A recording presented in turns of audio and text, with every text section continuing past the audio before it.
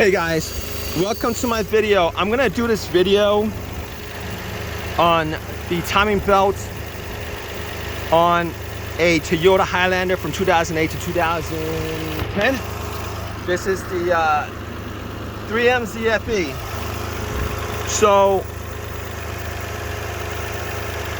So originally, when I bought this vehicle like about a year ago, was it a year ago? May have been like, well, no, probably less than a year ago. But anyway, the guy told me that he had the timing belt changed. He had a full tune-up done, spark plugs, oil change, air filter, etc., etc. And here's why I hate timing belt, guys. All right, because for the most part, they're very annoying, as far as frustrating, as far as all the stuff you gotta take off just to change it out. B, if you guys get off by a tooth, if you guys have to redo all of it over again. And C, if you guys have misfires, you know, and you guys threw out most of the things causing the misfire, there could be a chance that the timing belt is causing it. That could be the case with timing chains also, but for the most part, if you guys get a really dependable engine like this Toyota engine, most of the time that timing chain is not going to break on you. But I guess I want to just talk about timing belts in general and my experiences with them. My other Highlander I bought was also a hybrid. It was a 2010. All right, 2010. And I bought that vehicle.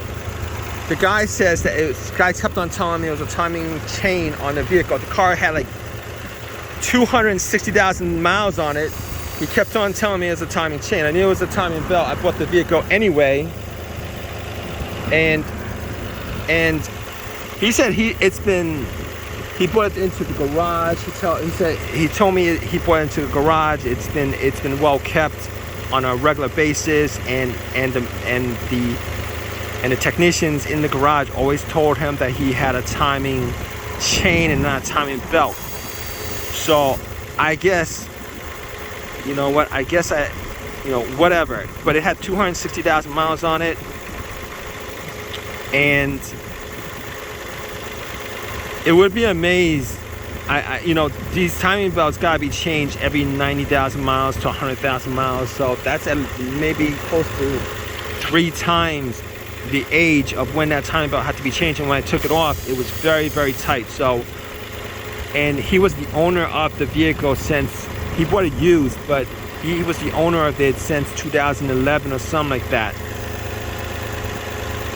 Anyway,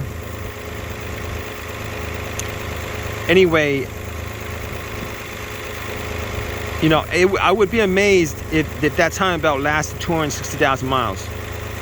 That's what I'm saying, because he seemed to be really, really adamant that it was a timing chain and not a timing belt. But these cars from the 6 cylinders from 2010 to 2012 have timing belts. And I guess I'm going to do a video on how to tell whether your timing belt needs to be changed or not.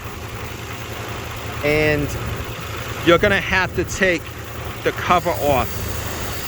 You're going to have to take the cover off, or at least separate it, so that you could actually try to nudge on it with either a finger or a screwdriver or whatever, just to see whether that timing belt is tight. If that timing belt is bendable, like elastically bendable, that timing belt's about to go out. If that timing belt is tight and it's hardly any give to it, then that timing belt would be considered still good. So that's how you can tell, if you guys are looking to tell whether the timing belt needs to be changed or not, just through visual methods.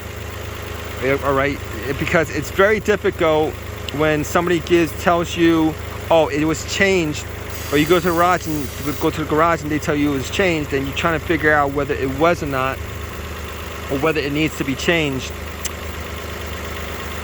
It's very you're not going to be able to figure that out just from the workings of the engine itself.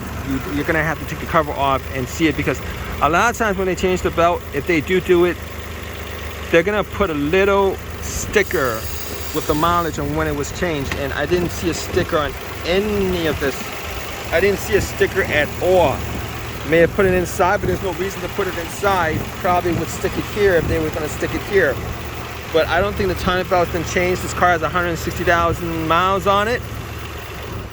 Normally, this would be a job that's kind of on the expensive end. I think it's like $2,000 if you go to the dealership, and if you go to a regular shop, they'll probably charge you around. If you go to a really cheap shop, they'll probably charge you $600. But you're gonna have to take their word on it that they actually changed the belt and did a good job on it. Even at these $1,000 shops, the guy said he spent like $2,000 on this car.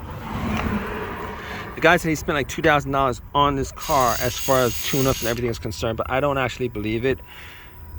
I don't know if I believed him or whether the shop lied to him, but I took out the air filter. It was very, very dirty. I changed the oil. It was very, very dirty.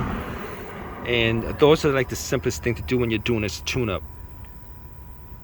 And I haven't actually taken the cover off because that's a pain also. I might just actually consider selling this car for what it's worth. It's got an AC issue at this point, but I don't know. I'm gonna... Anyway, I'm just rambling at this point, but that's the video for this topic. If you guys have any comment, please leave a comment in the comment section. Please subscribe. Please give me a thumbs up. All that good stuff, guys. Take care.